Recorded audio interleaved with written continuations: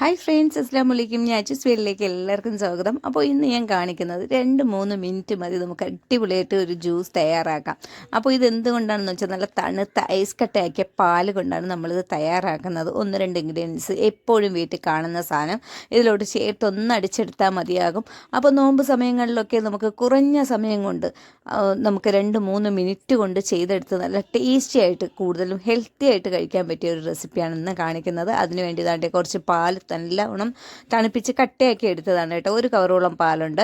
അപ്പോൾ നിങ്ങൾക്ക് ഇഷ്ടമുള്ള അളവിലെടുക്കുക. അത് എന്താണ്ട് കട്ടയോടെ തന്നെ മിക്സിയുടെ ജാറിലോട്ട് ചേർത്ത് കൊടുത്തിട്ടുണ്ട്. നമുക്ക് അധികം അങ്ങ് കട്ട വേണ്ടാത്തതുകൊണ്ട് കുറച്ച് നേരം അലിയിച്ചതിന് ശേഷമാണ് ചേർത്തത്. ഇനി നമ്മുടെ സാധാരണ വീട്ടിൽ എപ്പോഴും കാണുന്ന ഏത്തപ്പഴം, അതിൽ നിന്ന് ഒരു ചെറിയ പഴമോ അല്ലെങ്കിൽ വലിയ പഴമെങ്കിൽ ഒരു പകുതി ഇതുപോലെ ചെറിയ ചെറിയ പീസുകളാക്കി കട്ട് ചെയ്ത് ഇതിലോട്ട് ചേർത്ത് കൊടുക്കുക. അടുത്തതായി നമുക്ക് മധുരത്തിന് ആവശ്യമുള്ള പഞ്ചസാര ചേർത്ത് കൊടുക്കണം.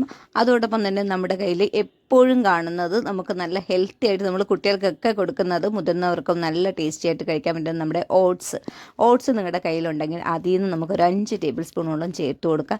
നല്ല ടേസ്റ്റാണ്. ഓട്സ് കൂടുതലും പേർക്കും ഇഷ്ടമായിരിക്കും. അപ്പോൾ ഇത് ചേർക്കുമ്പോൾ നല്ലൊരു ടേസ്റ്റുമാണ് നമ്മുടെ തണുത്ത പാലിൽ ചേർത്തടിക്കുമ്പോൾ. അപ്പോൾ ഞാനൊരു നല്ല വലിയ 5 ടേബിൾ സ്പൂൺ ചേർത്ത് കൊടുത്തിട്ടുണ്ട്. ഇനി ഞാൻ ചേർത്ത് കൊടുക്കുന്നത് ഒരു 1/2 ടേബിൾ സ്പൂൺ കൊക്കോ പൗഡറാണ്. അതുകൂടി ചേർത്തതിന് ശേഷം നമുക്കിത് നല്ല വൃത്തിയൊന്ന് അടിച്ചെടുക്കാം. ബൂസ്റ്റ് കയ്യിലുണ്ടെങ്കിൽ 1 ടേബിൾ സ്പൂൺ ചേർത്താലും മതിയാകും.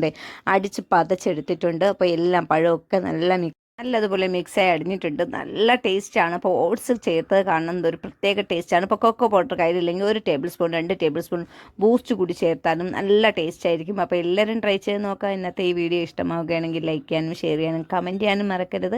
സബ്സ്ക്രൈബ് ചെയ്യാത്തവരാണെങ്കിൽ ഒന്ന് സബ്സ്ക്രൈബ് ചെയ്ത് സപ്പോർട്ട് ചെയ്യുക. അപ്പോൾ പുതിയൊരു വീഡിയോയുമായി വീണ്ടും കാണാം. ഇത് നല്ല തണുത്തിരിക്കുകയാണ്. നമുക്കത് ആവശ്യത്തിന് നല്ല ഇളുത്ത് കുടിക്കാൻ പറ്റുന്നത്. പിന്നെ നിങ്ങൾക്ക് കുറച്ചുകൂടി പാല് വേണമെങ്കിൽ കട്ടയാക്കി എടുക്കാം കേട്ടോ. അപ്പോൾ ഐസ്ക്രീം പോലൊക്കെ കഴിക്കാനും പറ്റും.